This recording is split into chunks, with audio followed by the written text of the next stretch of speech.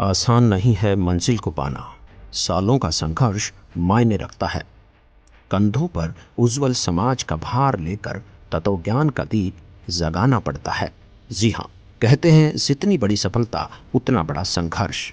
संघर्ष को जीवन का अहम हिस्सा माना जाता है, या फिर यूं कहें कि संघर्ष ही हमारे जीवन की दिशा और दशा निर्धारित करता है। एक समय आता है जब इंसान की बुलंदियां जो जमीन से आसमां की तरह सबको दिखाई देती है, लेकिन उसके पीछे का संघर्ष किसी को दिखाई नहीं देता।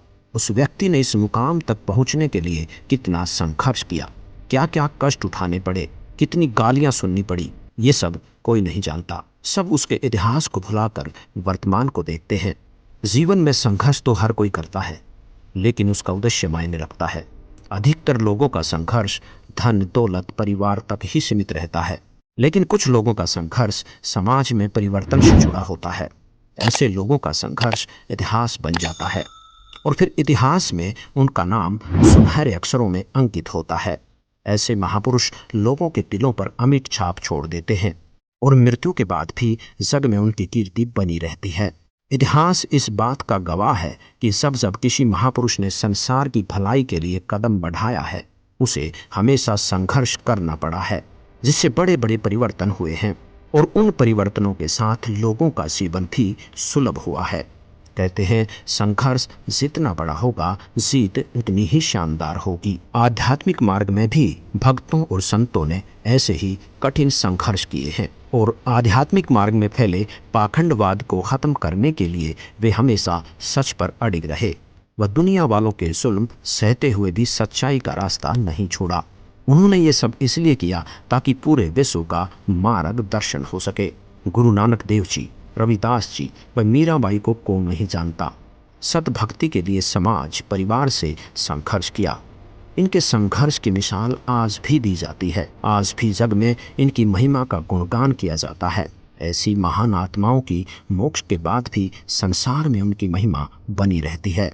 संघर्ष करने वाले महापुरुषों की कहानियां पढ़ते समय हमारे दिल और दिमाग में विचार आते हैं कि यदि इन महापुरुषों के समय में हम भी होते तो तन मन धन से संघर्ष में इनका साथ देते। परंतु ऐसा कहना आसान है, लेकिन वास्तव में किसी भी महापुरुष का संघर्ष में सहयोग करना और उसके संघर्ष और सच्चाई को सही ठहराना बहुत मुश्किल है। आइए आपको ऐसी ही एक अद्वितीय संघर्ष की कहानी से रूबरू करवाते हैं, जो वर्तमान के परिप्रेक्ष्य में अतुलनीय है और आने वाले समय में सुनहरे अक्षरों में लिखी जाने योग्य है। संघर्षपूर्ण जीवन जी रहे इस महापुरुष ने अपना जीवन जनता की भलाई के लिए ईश्वर को सौंप दिया। वर्तमान में ये महान संत सच्चाई की राह पर चलते हुए कठिन संघर्ष कर रहे हैं। वे सामाजिक व आध्यात्मिक मार्ग दोनों में ही संघर्ष कर रहे हैं, जिससे मानव समाज का भला भी होगा और मोक्ष भी। वो महान संत जगत गुरु तत्वदर्शी संत रामपाल जी महाराज हैं, जिन्होंने जनता के कल्याण के लिए अपना पूरा जीवन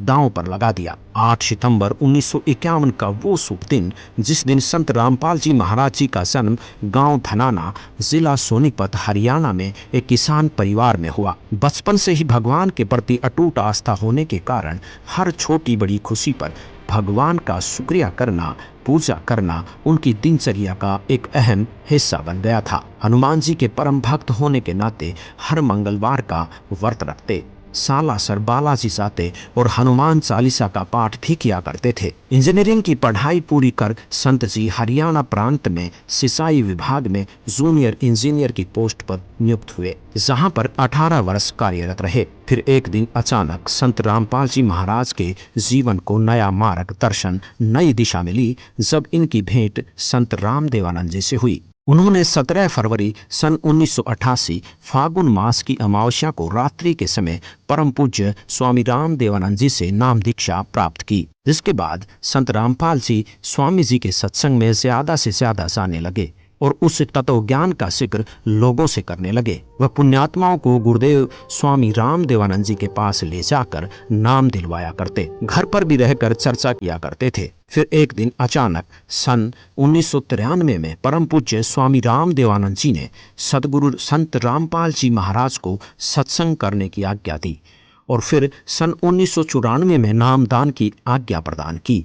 तथा आशीर्वाद दिया कि घबरा मत, मैं तेरे साथ रहूंगा और विश्व में आपके बराबर कोई संत नहीं होगा। अब जोर के साथ साथ प्रचार करना, घर घर जाकर पाठ प्रकाश करना ही संत रामपाल जी का नित्य कार्य हो गया। कुछ दिन बाद पाठ और सत्संगों की संख्या अधिक होने के कारण उन्होंने सन 1995 में जेई की पोस्ट से त्याग पत्र दे दिया, जो हरियाणा सरकार द्वारा 16 मई 2000 को पत्र क्रमांक 34923500 तिथि 16 मई 2000 के तहत स्वीकृत है। अपने घर परिवार को भगवान भरोसे छोड़कर संत रामपाल जी ने मानव कल्याण के उद्देश्य से माली की सेवा प्रारंभ कर दी। सन 1994 से 1998 तक संत रामपाल जी महाराज जी ने घर घर, गांव गांव, नगर नगर में जाकर सत्संग किया। संत जी ने परमात्मा की वाणी को घर घर में पहुंचाने की शुरुआत की। इच्छुक भक्त आत्माओं के घर गरीबदास जी महाराज जी के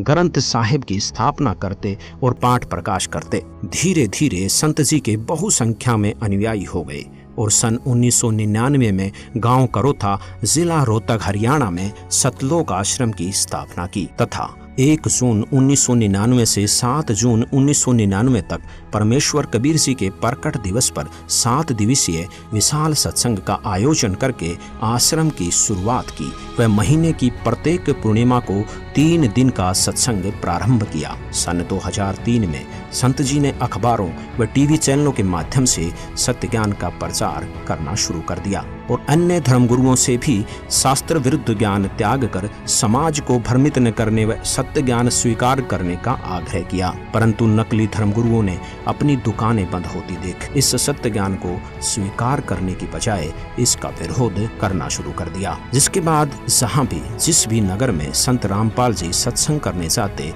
वहीं अन्य अज्ञानी धर्मगुरुओं के बहकावे में आकर लोग विरोध करने लगे और कुछ पुण्यात्माएं सत्य ज्ञान को स्वीकार भी करने लगे। संत रामपाल जी महाराज दिन रात सत्संग करते और पुस्तकें लिख लिख कर उनका प्रचार करते।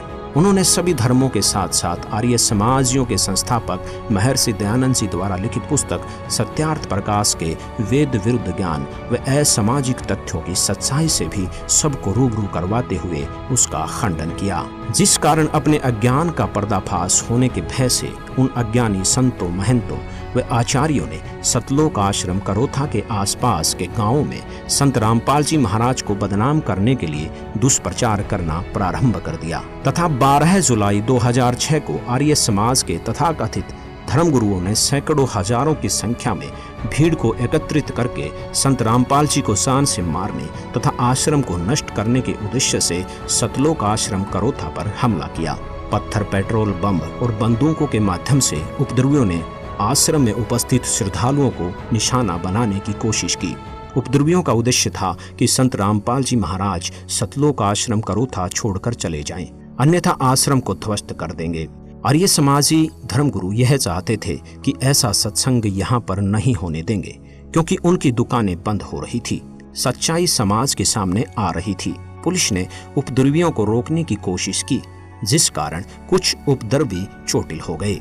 इस मुठभेड़ में उन्हीं की गोली से एक व्यक्ति की मौत हो गई, जिसका झूठा केस संत रामपाल जी महाराज पर बना दिया गया और सतलोक आश्रम करोथा को सरकार ने अपने अधीन कर लिया तथा संत रामपाल जी महाराज व कुछ अनुयायियों पर झूठा केस बनाकर उन्हें जेल में डाल दिया। मानव कल्याण और विश्व में शांति के अद्भुत भक्ति मार्ग को रोकने के लिए सच्चाई को दबा दिया गया, परंतु वो शायद ये भूल गए कि सच्चाई को कुछ दिन दबाया जा सकता है पर मिटाया नहीं जा सकता। सच तो सामने आकर ही रहता है। संत जी के जेल जाने के बाद भी ज्ञान नहीं रुका, बल्कि पहले से ज्यादा तेजी से फैलने लगा। जेल में भी बहुत से श्रद्धालुओं ने संत रामपाल जी से नाम दीक्षा ली, जिनमें कुछ पुलिस वाले भी शामिल हैं। झूठे मुकदमे और झूठे आरोप में 21 महीने जेल में रहने के बाद संत रामपाल जी महाराज ने सन 2008 में हिसार जिले के सतलोक आश्रम बरवाला में पुनः सत्संग प्रारंभ किया। अब संत रामपाल जी महाराज का संघर्ष केवल नकली धर्मगुरुओं तक ही सीमित नहीं रहा,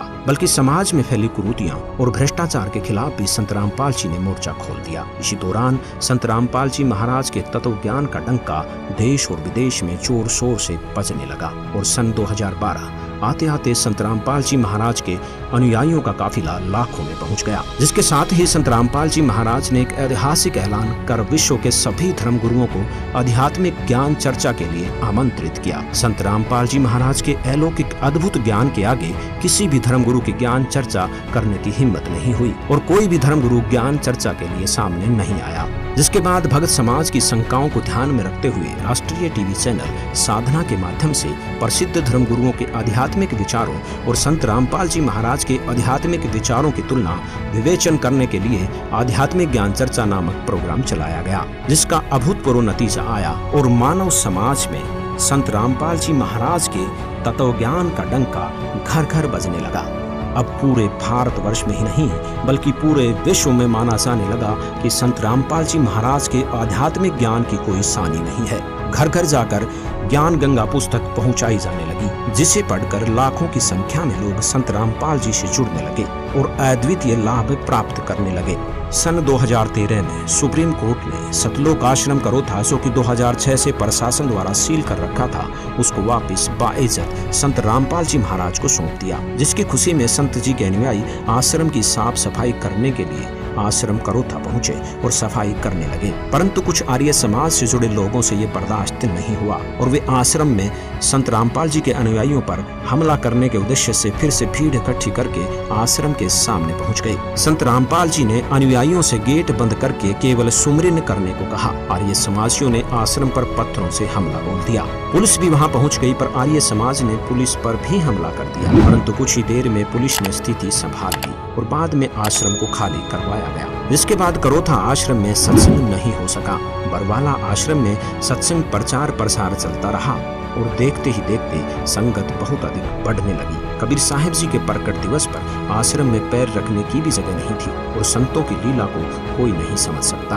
परमात्मा के तत्व ज्ञान का प्रचार तीव्र गति से बढ़ाने के लिए संत जी को कठिन संघर्ष करना पड़ रहा है। नवंबर 2014 में हुए बरवाला कांड को तो हर कोई जानता है। तकरीबन 4 घंटे चले उस घमासान और उपद्रव को देखकर मानवता शर्मसार हो गई। अचरज की बात तो यह है कि इस उपद्रव में 6 लोगों की मौत हो गई, जिसका आरोप भी संत रामपाल जी महाराज के सिर पर मंड दिया गया। संत रामपाल जी महाराज व उनके अनुयायियों पर झूठे केस लगाए गए, जिसका उनके पास कोई सबूत नहीं था। उनके जेल जाने के बाद भी तत्व ज्ञान रुका नहीं, बल्कि पहले से 10 गुना तेजी से विश्व में फैल रहा है। सच की राह पर चलने वाले हर महापुरुष को कठिन से कठिन संघर्ष करना पड़ा है, फिर चाहे वे स्वयं परमेश्वर कबीर साहिब जी ही क्यों न हो, जिन्हें सत्य आध्यात्मिक ज्ञान का प्रचार करने के शुरू में 52 बार जान से मारने का प्रयत्न किया गया, परंतु सच को मिटाया नहीं जा सकता। सच ऊपर आकर ही रहता है।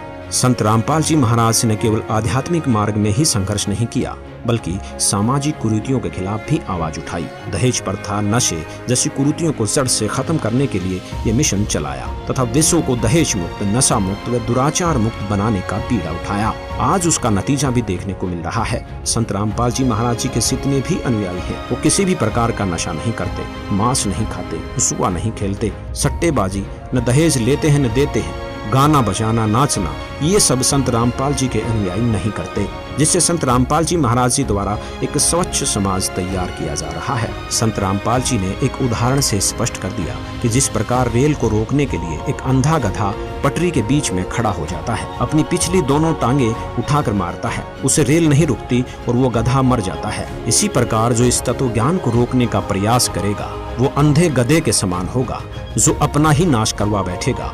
आज संत रामपाल जी महाराज जी का सच्चा ज्ञान आसमान छू रहा है और दिन प्रतिदिन उनका ये तत्व ज्ञान विश्व में बहुत तेजी से फैल रहा है, जिसे रोकना मुश्किल ही नहीं नामुमकिन है। आज उनका संघर्ष फल रहा है और विश्व भर के लोग उनसे जुड़ रहे हैं तथा उनका मानव समाज के कल्याण का मिशन सफल हो रहा है। आज कबीर परमेश्वर की असीम दया से विश्व में 500 से अधिक नाम दीक्षा केंद्रों पर संत रामपाल जी महाराज से नाम दीक्षा ग्रहण करने की सुविधा उपलब्ध है। इसलिए पूरे विश्व के भाई बहनों से हमारा आग्रह है कि संत रामपाल जी द्वारा दिए गए तत्व ज्ञान को ध्यान पूर्वक सुने, समझें और उनसे नाम दीक्षा लेकर अपना मानव जीवन सफल बनाएं। सत साहिब।